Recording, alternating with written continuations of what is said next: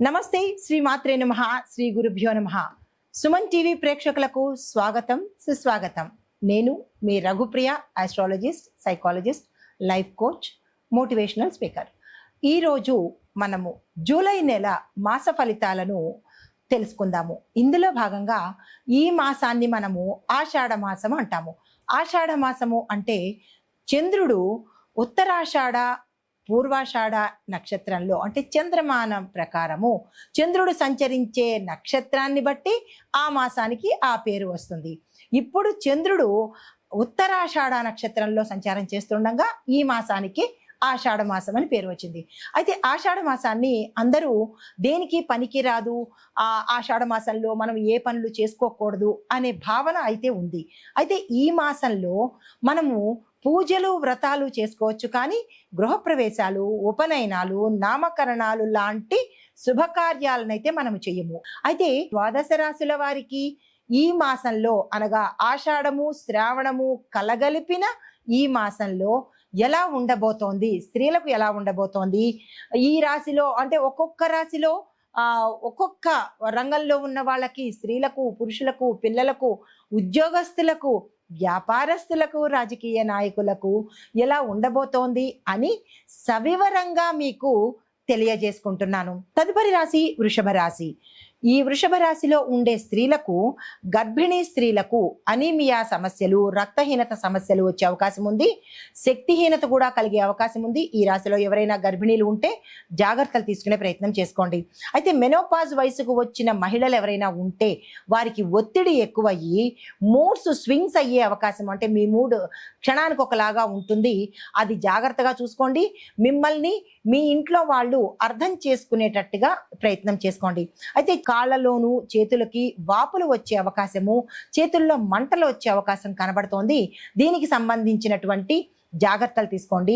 నీరును ఎక్కువగా తీసుకునే ప్రయత్నం చేసుకోండి. అంటే దాహం వేసినప్పుడే కాకుండా ఎక్కువగా నీటిని తాగే ప్రయత్నం ఈ రాశిలో ఉండే స్త్రీలు చేసుకున్నట్టయితే కొంత అనారోగ్య సూచనలను తప్పించుకుంటాము. అయితే మీకు చెప్పదగిన చిట్కాలు జాగ్రత్తలు ఏంటంటే, ఉదయం పూట లేవంగానే బాదం పాలు లేదా ఖర్జూరంతో శక్తివంతమైన ఒక పానీయాన్ని తయారు చేసుకొని తక్షణమే తాగే ప్రయత్నం చేసుకోండి. దీంతో పాటు గోధుమ రవ్వతో చేసిన లడ్డూలను కానీ లేదా ఉండలను కానీ తీసుకున్నట్టయితే ఆ రోజంతట్లో ఎన్నిసార్లు అయితే అన్నిసార్లు తీసుకున్నట్టయితే కనుక కొంత శక్తి వచ్చే అవకాశము, ఇది మీకు తేలికపాటి ఆహారంగా కూడా ఉపయోగపడుతుంది. దీంతో పాటుగా హార్మోన్స్ ఇంబ్యాలెన్స్ ఉంటాయనుకు చెప్పాను కదా, వాటిని తగ్గించుకోవడం కోసము తులసి జీలకర్ర కషాయాన్ని పొద్దున్న పూటే పరగడుపునే కనుక సేవించినట్టయితే మీ ఆరోగ్యం చాలా చక్కగా ఉంటుంది. ఈ రెమెడీస్ అన్ని తప్పకుండా పాటించండి. తర్వాత విద్యార్థులకు చూసుకున్నట్టయితే కనుక సాఫ్ట్ స్కిల్స్, ఆర్ట్స్, హ్యుమానిటీస్కి సంబంధించిన చదువులు చదివే వారికి ఈ సమయం చాలా చక్కని సమయము. వృధా చేసుకునే ప్రయత్నం అస్సలు చేసుకోకండి. విదేశాల్లో చదువుకోవాలన్నా లేదా కొత్త కోర్సులు నేర్చుకోవాలన్నా లేదా పలానా కాలేజీల్లో నాకు సీటు కావాలి అని కనుక స్టూడెంట్స్ ఎవరైనా ప్రయత్నం చేసినట్టయితే ఈ సమయము మీకు అత్యంత అనుకూలమైన సమయము. 30 రోజుల పాటు తిరుగులేని సమయం కాబట్టి దీన్ని విద్యార్థులు వృధా చేసుకోకండి. తర్వాత స్కాలర్షిప్స్కి అవకాశాలు ఉన్నాయి. దానికి మీరు ఏదైనా ప్రయత్నాలు చేసుకోవడం కానీ లేదా అప్లికేషన్స్ పెట్టుకోవడం కానీ ఇలాంటివి ఏవైనా చిన్న చిన్న ప్రయత్నాలు చేసుకుంటే కనుక మీకు స్కాలర్షిప్స్ వచ్చే అవకాశం ఉంటుంది. ఆ దిశగా ప్రతి విద్యార్థి, అర్హత కలిగిన విద్యార్థులు ప్రయత్నం చేసుకోండి. దీనికి మీకు మీ ఉపాధ్యాయులని సపోర్టుని తీసుకునే ప్రయత్నం చేసినట్టయితే కనుక కొంత సానుకూలంగా ఉండే అవకాశం కనబడుతోంది. ప్రతి స్టూడెంటు దీన్ని గుర్తుపెట్టుకోండి. తర్వాత ఉద్యోగస్తులు చూసుకున్నట్టయితే కనుక పాత ఉద్యోగంలో కొన్ని క్లిష్ట పరిస్థితులు మీరు ఎదుర్కొని ఉండవచ్చు గత నెలలో.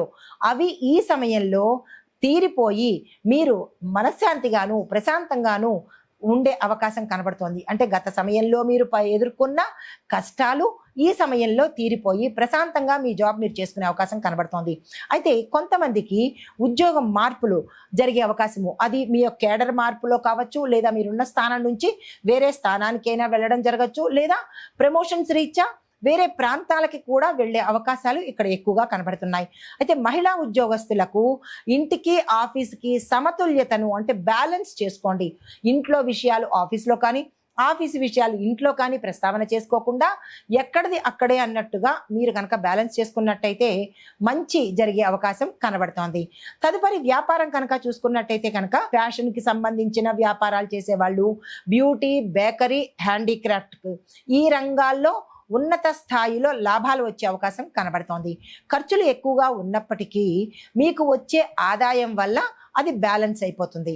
తరువాత వ్యవసాయదారులకు చూసుకున్నట్టయితే కనుక పశు పోషణకు సంబంధించిన తరువాత పశు సంబంధిత ఉత్పత్తులు చేసే వారికి విశేషమైన లాభాలు వచ్చే అవకాశం కనబడుతోంది. భూమి కొనుగోళ్ల విషయంలో ప్రతి ఒక్క రైతు ఎవరైతే భూమి కొనుక్కోవాలనుకుంటున్నారో ఆ రైతు జాగ్రత్తలు తీసుకుని మీకు తెలిసిన వాళ్ళని సంప్రదించి అప్పుడు మీరు భూమి కొనుక్కునే ప్రయత్నం చేసినట్టయితే కొంత జాగ్రత్త ఉండే అవకాశం కనబడుతోంది. లేదు అంటే కనుక మీరు నష్టపోయే అవకాశం చాలా ఎక్కువగా ఉంది. ఆ విషయంలో జాగ్రత్తలు తీసుకోండి. తర్వాత రాజకీయ నాయకులకు చూసుకున్నట్టయితే మహిళా ఎవరైతే నాయకులు ఉంటారో సామాజిక మాధ్యమాలలో అనగా సోషల్ మీడియాస్లో కావచ్చు, ఇతరత్ర మాధ్యమాలలో మీకు గుర్తింపు, పేరు, కీర్తి ప్రతిష్టలు వచ్చే అవకాశం చాలా ఎక్కువగా కనబడుతోంది. అయితే స్థానిక రాజకీయాలలో మీకు సపోర్ట్ కూడా సమయానికి అందుబాటులోకి వస్తుంది. వాతావరణ పరంగా చూసుకున్నట్టయితే కనుక మితమైన వర్షపాతము, ఈదురు గాలులు, గాలి ఎక్కువగా ఉండడము, గాలితో కూడుకున్నటువంటి వానలు కూడా కురిసే అవకాశం కనబడుతోంది. తలనొప్పులు, వాతకు సంబంధించిన వ్యాధులు కూడా వచ్చే అవకాశం కనబడుతోంది. దీనికి సంబంధించి జాగ్రత్తలు తీసుకోండి.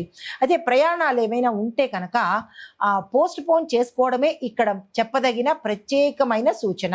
ఎందుకంటే వాతావరణం అంత అనుకూలంగా లేదు కాబట్టి. లేదు తప్పదు అని అనుకుంటే కనుక దానికి సంబంధించిన జాగ్రత్తలు తీసుకుని ప్రయాణాలు చేసుకోండి.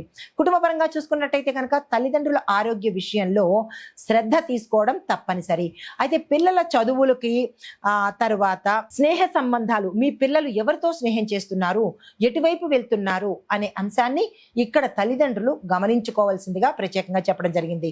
అయితే భార్యాభర్తల మధ్య పరస్పరం గౌరవం పెరగడంతో పాటు ఒకరికొకరు సమన్వయంగా అర్థం చేసుకున్నట్టయితే కనుక ఈ నెలలో ఎటువంటి గొడవలు రాకుండా సామరస్యంగా ఉండబోతోంది. అయితే పరిహారంగా మీకు చెప్పదగినది ఏంటంటే కనుక మహాలక్ష్మి అమ్మవారికి వెండి పాత్రలో పాలను నైవేద్యంగా పెట్టడంతో పాటు అమ్మవారి విగ్రహాన్ని వెండి పాత్రలో, వెండి పళ్ళెల్లో తీసుకుని పాలను అభిషేకం చేస్తూ పాలను నైవేద్యంగా పెట్టండి. అంటే అమ్మవారికి పాలతో అభిషేకంతో పాటుగా పాలను నివేదన చేసుకోవడం ఒక పరిహారము. మరి ఒకటి, ఒక చిన్ని మంత్రాన్ని ఇస్తున్నాను, అది తప్పనిసరిగా మీ వెసులుబాటును బట్టి చదువుకునే ప్రయత్నం చేసుకోండి. ఓం శ్రీం హ్రీం క్లీం మహాలక్ష్మి నమః. చాలా చిన్ని మంత్రం కదా, తప్పనిసరిగా ప్రతి స్త్రీమూర్తి ఇది 108 సార్లు చదువుకునే ప్రయత్నం చేసుకోండి.